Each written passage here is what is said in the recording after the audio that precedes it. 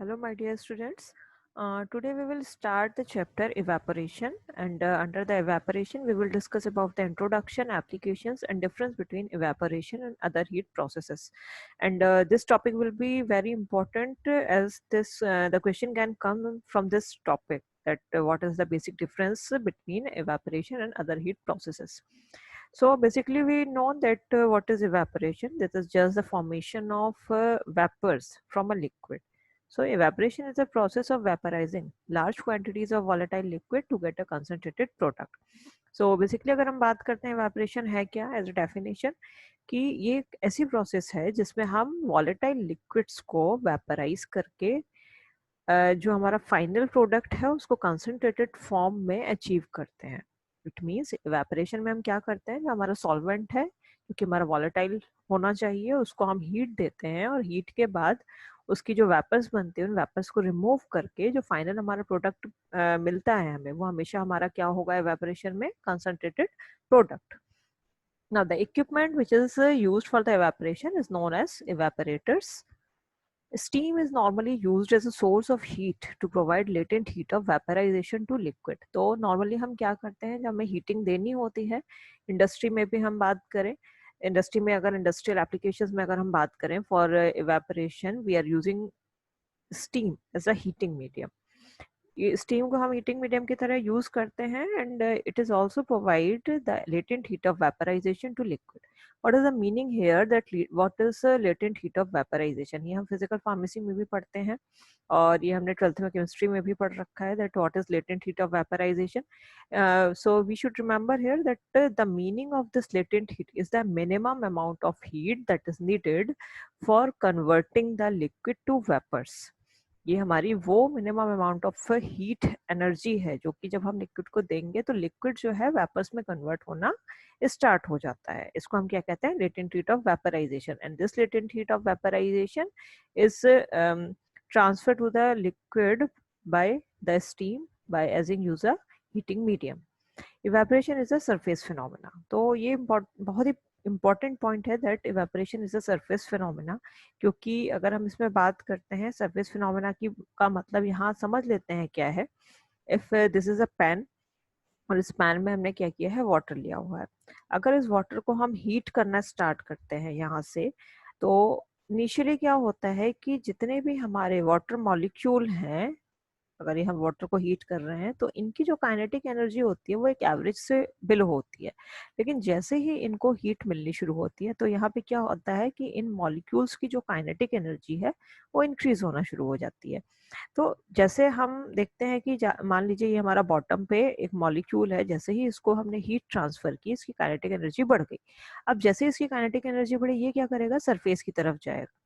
अब ये सरफेस की तरफ जाएगा और यहाँ पे जो इसका स्पेस क्रिएट हुआ है, इसके जाने से जो ब्लैंक स्पेस क्रिएट होता है, तो कोई दूसरा मॉलिक्यूल जिसकी की काइनेटिक एनर्जी अभी बिलो एवरेज है वो इसकी जगह आ जाएगा. और इसकी जगह आने पे फिर क्या करेगा, ये यहाँ से हीट गेन करेगा, देन इसकी काइनेटिक एनर्जी बढ़ जाएगी.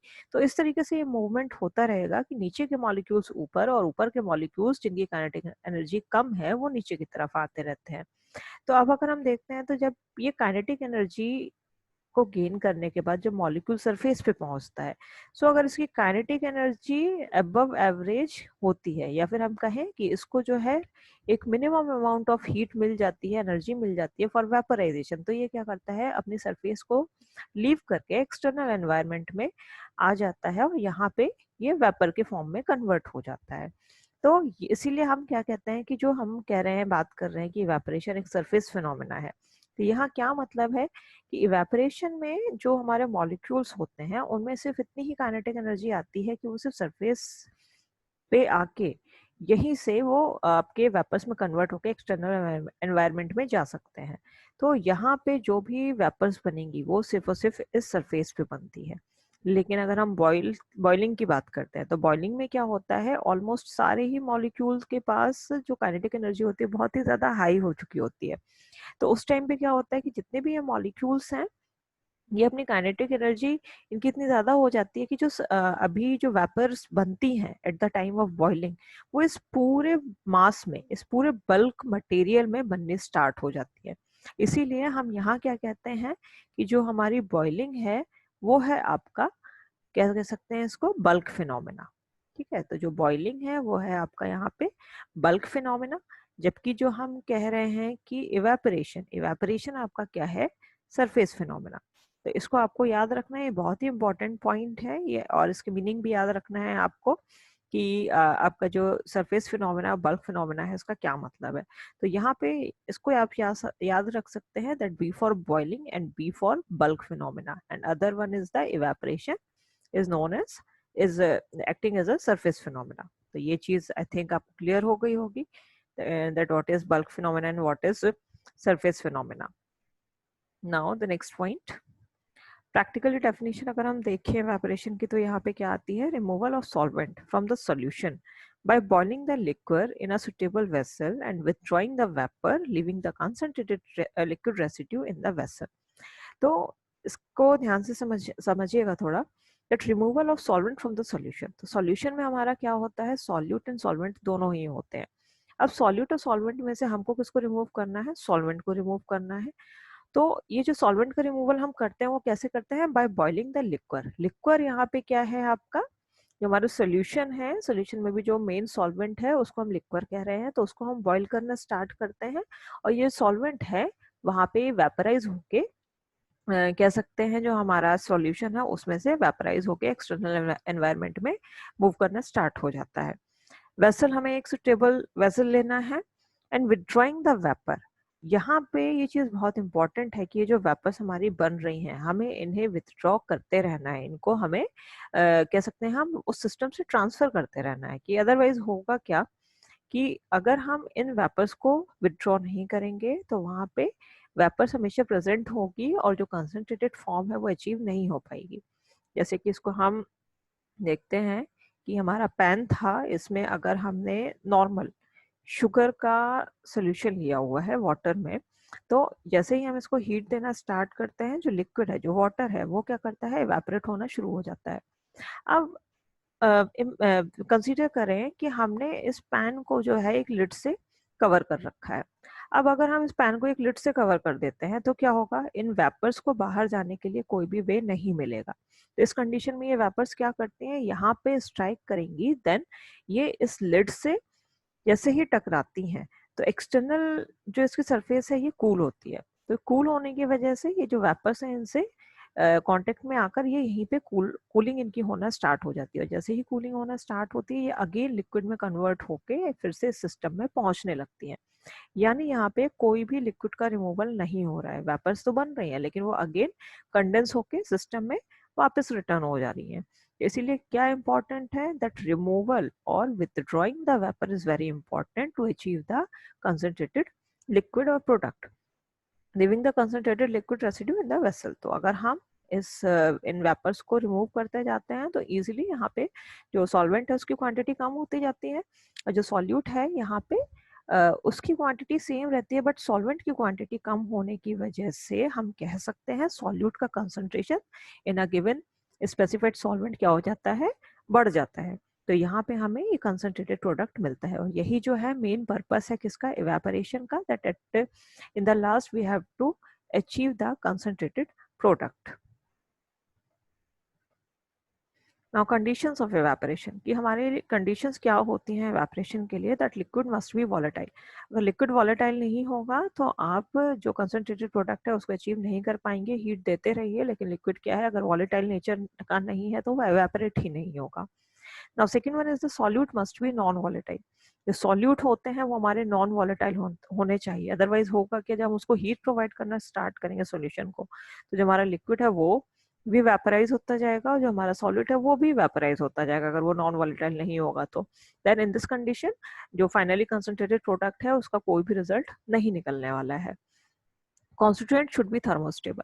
थर्ड कंडीशन क्या है कि जो भी हमारे कॉन्स्टिट्यूएंट है, सॉल्यूट कहें या सॉल्वेंट कहें, वो हमारे थर्मोस्टेबल होने चाहिए। थर्मोस्टेबल मींस टेम्परेचर गेन करने की कैपेसिटी, टेम्परेचर को टॉलरेट करने की कैपेसिटी होनी चाहिए, that after gaining the temperature they should not be destroyed और डिस्ट्रक्टेड। वो उनको हमें डिस्ट्रक्शन नहीं होना चाहिए, डिकम्पोजिशन नहीं होना चाहिए, अदरवाइज हमारी जो प्रिपरेशन है वो ही पूरी खराब हो जाएगी। So these are the conditions of evaporation.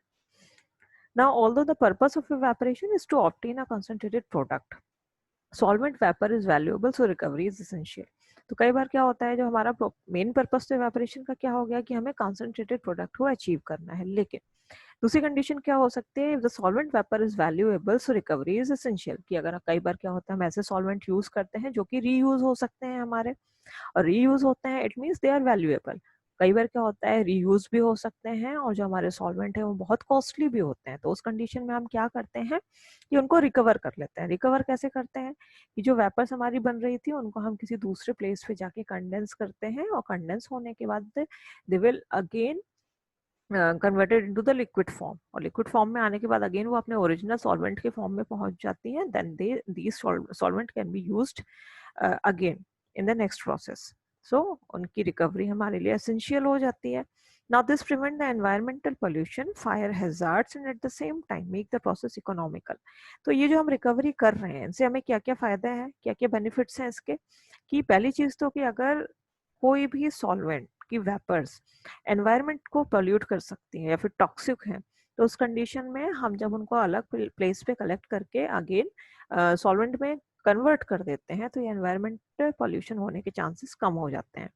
Then the next will be fire hazards भी कम हो जाता है, कि अगर कोई भी ऐसा वेपर्स है जो कि हो सकता है एनवायरनमेंट में पहुंच के एक्सप्लोसिव इन नेचर हो, तो वहां पे हम उनको रिकवर कर लेते हैं, उनको कन्वर्ट कर देते हैं लिक्विड में, देन अगेन कलेक्ट कर सकते हैं, और वहाँ पे ये जो फायर हैजर्ड्स हैं इनके चांसेस भी कम हो जाते हैं। And at the same time make the process economical, कि अगर हमारा सॉल्वेंट रीयूजेबल है तो हम उसको कन्वर्ट करके लिक्विड में अगेन यूज कर सकते हैं, एंड इन दैट कंडीशन जो प्रोसेस है वो हमारी इकोनॉमिकल बन सकती है। Now the applications of evaporation, applications में हमारा सबसे पहला पॉइंट है मैन्युफैक्चरिंग ऑफ बल्क ड्रग्स। तो मैन्युफैक्चरिंग ऑफ बल्क, बल्क मतलब बहुत ज्यादा क्वांटिटी में, तो ये जो बल्क ड्रग्स हमारी बन रही हैं किस किस कंडीशंस में बन सकती हैं। पहली चीज used in pharmacy practice. Pharmacy practice means कि अगर कोई ऐसे हॉस्पिटल्स हैं या फिर हम कई बार देखते हैं आयुर्वेदिक जितनी मेडिकल मेडिसिन की शॉप्स होती हैं, तो उसमें कई बार जो लिक्विड डोजेस फॉर्म है वो तुरंत ही वहां पे प्रोड्यूस करके दी जाती हैं, तुरंत दी जाती हैं या फिर कुछ टाइम पहले उनको बल्क में बना लिया जाता है। तो इस तरीके से हम क्या कह सकते हैं कि फार्मेसी प्रैक्टिस में बल्क ड्रग की मैन्युफैक्चरिंग के लिए हम इवेपोरेशन को अप्लाई कर रहे हैं। Second one is the pharmaceutical industries. तो फार्मास्यूटिकल इंडस्ट्रीज में जो भी हमारी फार्मास्यूटिकल इंडस्ट्रीज हैं उसमें क्या हो सकता है हमारा कि जो भी हमारे जैसे मान लीजिए सिरप्स हैं उनको हम हीट करके बना रहे हैं, या फिर कोई हमारा एक्सट्रैक्ट है उनको हम बना रहे हैं, तो वहाँ पे भी हम इवेपोरेशन को अप्लाई करते हैं। In the chemical industries, chemical industries में अगर हम सिंथेटिक ड्रग्स को बल्क में बना रहे हैं और अगर उसमें कोई भी सॉल्वेंट एक्स्ट्रा अमाउंट में रेसिड्यू में बचा हुआ है, तो वहाँ पे भी हम एवेपोरेशन को अप्लाई करके जो है मैन्युफैक्चरिंग बल्क ड्रग्स की कर सकते हैं। Second one is the manufacture of biological product. Biological product means body से ऑब्टेन होने वाला, लिविंग बॉडीज से ऑब्टेन होने वाले जो भी प्रोडक्ट्स हैं। तो इसमें क्या क्या आते हैं हमारे used in the manufacturing of insulin. Insulin हमारी एनिमल से हम ले सकते हैं। Biochemical products like penicillin, plant products, blood products like blood plasma and serum, enzymes, hormones, antibiotics. अब यहाँ पे हम क्या कहते हैं, एक तो कंडीशन हमने बोली कि जो हमारा सॉल्यूट है वो हमारा थर्मोस्टेबल होना चाहिए, लेकिन हम यहाँ देख रहे हैं कि ये चीज़ें ऑलमोस्ट इनमें काफ़ी ऐसी चीज़ें हैं जो कि हमारी थर्मोलेबाइल हैं, थर्मोस्टेबल नहीं है। तो इस कंडीशन में क्वेश्चन अराइज होता है कि हम फिर यहाँ पे इवेपोरेशन कैसे दे सकते हैं। तो उसके लिए अभी हम आगे डिस्कस करेंगे कि कुछ ऐसे इवेपोरेशन टेक्निक्स होती हैं जिसमें कि हम टेम्परेचर नहीं देते हैं चीज़ों को, जो भी हमारी थर्मो लेबाइल या थर्म हीट सेंसिटिव मटेरियल होते हैं, तो वो अभी हम आगे डिस्कस करेंगे, जिसमें कि आता है vacuum under sorry evaporation under vacuum, जिसको इस तरीके से हम यहाँ पे मैन्युफैक्चरिंग करते हैं बायोलॉजिकल प्रोडक्ट्स की। देन मिसलेनियस में आता है आपका preparation of demineralised water after condensation. Demineralised water means minerals जिसमें ना हो। तो जो हमारा नॉर्मल वाटर है उसमें ढेर सारे मिनरल्स होते हैं। कई बार ऐसी कंडीशंस होती हैं कि कोई पेशेंट है उसको डीमिनरलाइज्ड वाटर दिया जाता है, या फिर जो हमारे जनरल हॉस्पिटल्स में डायलिसिस वगैरह होती है उनमें हमें डीमिनरलाइज्ड वाटर की ज़रूरत होती है, तो वहाँ पर भी मैन्युफैक्चरिंग थ्रू द एवेपोरेशन की जाती है। तो यहाँ पे एवेपोरेशन के थ्रू कैसी मैन्युफैक्चरिंग की जाती है, एक्चुअली डिस्टिलेशन जो है हम आगे नेक्स्ट चैप्टर बाद में चैप्टर्स में डिस्कस करेंगे। तो इसमें एक्चुअली होता है क्या है कि जब आप डिस्टिलेशन में या डीमिनरलाइज्ड वाटर जब हम बनाते हैं, तो यहाँ पे वाटर है उसको हम हीट करना स्टार्ट करते हैं। अब यहाँ जितने भी मिनरल्स होंगे जो कि एक्चुअली यहाँ पे सॉल्यूट हैं, ये सॉल्यूट क्या करते हैं, इसके बॉटम में इकट्ठे रहते हैं। यहाँ पे ये प्रेजेंट होंगे, ये नॉन वॉलेटाइल होंगे। नॉन वॉलेटाइल होने की वजह से ये इवेपोरेट नहीं होंगे, लेकिन जो वाटर है हमारा, जो लिक्विड है, ये क्या करता है, वेपर्स में कन्वर्ट होना स्टार्ट कर देता है। और इन वेपर्स को हम क्या करते हैं, किसी दूसरी जगह पे ले जाके कलेक्ट कर लेते हैं after condensation. Condensation means cooling. तो इन वेपर्स को जब हम कंडेंसेशन के थ्रू कलेक्ट करते हैं, कूल करके कलेक्ट करते हैं, then again they will be converted into liquid. और यहाँ जो लिक्विड या वाटर है हमारा, उसमें ये मिनरल्स नहीं प्रेजेंट होंगे। मिनरल्स आपके यहीं रह गए, ये यहाँ पे प्रेजेंट नहीं होंगे। इट मीन्स यहाँ पे जो वाटर मिलेगा हमें वो डीमिनरलाइज्ड वाटर होता है। और एक ये जो प्रोसेस है कि हम पहले लिक्विड को वेपर में कन्वर्ट कर रहे हैं, देन वेपर को अगेन कूल करके लिक्विड में कन्वर्ट कर रहे हैं, it is known as distillation. Distillation अभी हम बाद में चैप्टर हमारे सिलेबस में हम उसमें उसको भी डिस्कस करेंगे। So these are the applications of evaporation. Now this is the most important question, that what are the differences between the evaporation and other heat processes. इसमें आपको अदर हीट प्रोसेसेस के साथ कंपैरिजन पूछा जा सकता है, या फिर कई बार क्या होता है, इवेपोरेशन लाइक इवेपोरेशन में और ड्राइंग में क्या डिफरेंस है, इवेपोरेशन और डिस्टिलेशन में क्या डिफरेंस है, इवेपोरेशन और क्रिस्टलाइजेशन में क्या डिफरेंस है, या फिर इवेपोरेशन और बॉइलिंग में क्या डिफरेंस है। क्योंकि आप देख सकते हैं ड्राइंग, डिस्टिलेशन, क्रिस्टलाइजेशन, बॉइलिंग, इन सभी में जो सॉल्वेंट है वो कन्वर्ट होता ही है वेपर्स में। तो यहाँ हम कह सकते हैं कि भाई जब इवेपोरेशन इन सब में इन्वॉल्व हो रहा है, so how evaporation will be different from these other heat processes. इसको हमें बेसिक हमें नॉलेज होनी चाहिए। Like in the evaporation, what is the difference between evaporation and drawing here? then the answer will be that in the evaporation the residue is concentrated liquid. Residue कह सकते हैं हम, या फिर जो हमारा फाइनल प्रोडक्ट है वो हमेशा क्या होगा, हमारा कंसंट्रेटेड लिक्विड होगा। लेकिन ड्राइंग में जो रेसिड्यू है या जो हमारा फाइनल प्रोडक्ट है वो क्या होता है, हमेशा हमारा सॉलिड होता है। तो इसमें जैसे कि क्या करते हैं हम, जो इवेपोरेशन है उसमें लिक्विड को इवेपोरेट करा देते हैं और फाइनल जो फॉर्म होती है उसमें भी सॉल्वेंट की काफ़ी क्वांटिटी प्रेजेंट होती है। लेकिन ड्राइंग में सॉल्वेंट हम ऑलमोस्ट इवेपोरेट करा चुके होते हैं। तो यहाँ इवेपोरेशन ड्राइंग में इन्वॉल्व तो हो रहा है, लेकिन अगर हम इन दोनों में डिफरेंस की बात करें तो ये डिफर हम कर सकते हैं in the form of last product that is in our hand। हमारे हाथ में क्या आ रहा है, क्या प्रोडक्ट फाइनल हमारा आ रहा है, तो उसमें जो इवेपोरेशन है उसमें कंसंट्रेटेड लिक्विड होगा, जबकि जो ड्राइंग है उसमें सॉलिड होगा।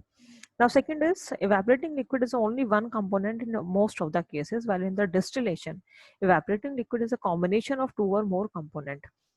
तो अगर हम कंपेयर करते हैं evaporation और distillation को, तो evaporation में क्या होगा, जो हमारा evaporating liquid है मोस्टली सिर्फ एक ही होगा।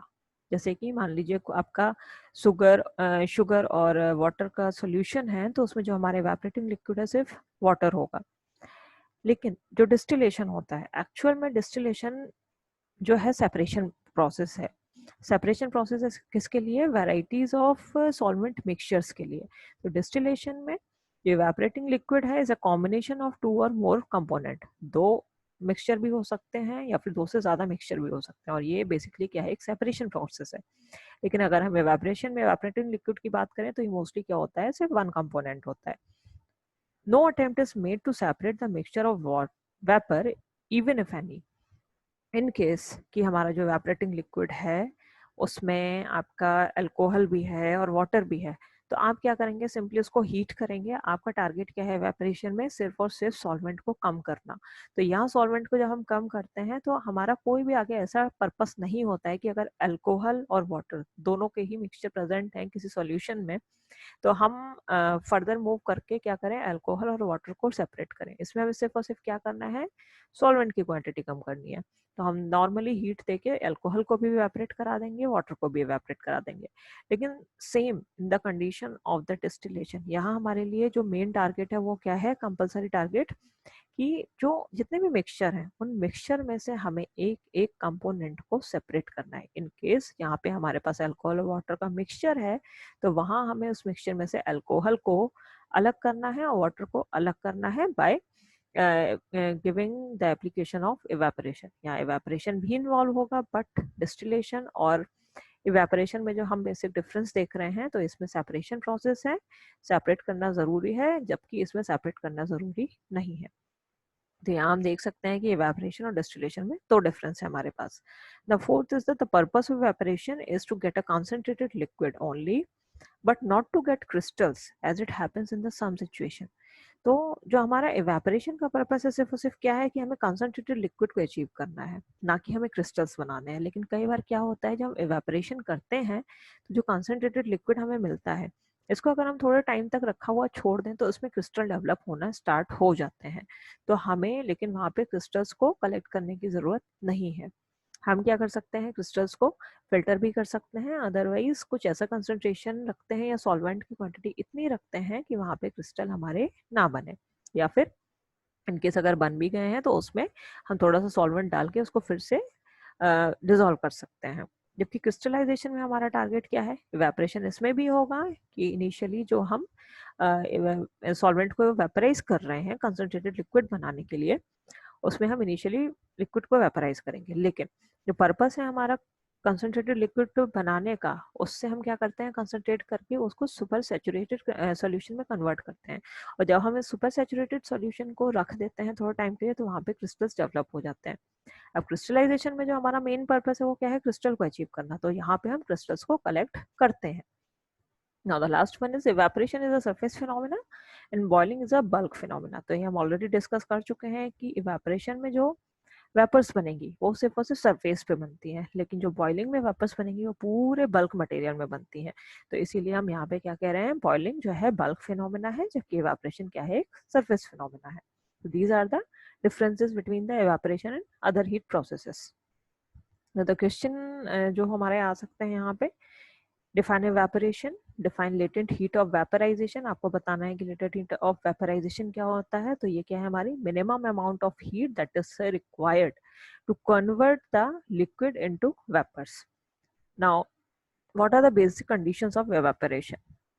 तो यहाँ पे हमारे पास बेसिकली 3 कंडीशंस थी कि दैट कंपोनेंट जो है, कॉन्स्टिट्यूएंट जो भी है, वो हमारे थर्मोस्टेबल होने चाहिए, और जो लिक्विड है वो वॉलेटाइल होना चाहिए, जो सॉल्यूट है वो नॉन वॉलेटाइल होना चाहिए।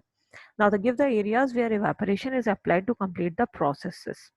तो कौन कौन से ऐसे एरिया हैं जहाँ पे evaporation अप्लाई कर सकते हैं, मीन्स एप्लीकेशंस यहाँ पूछे जा रहे हैं।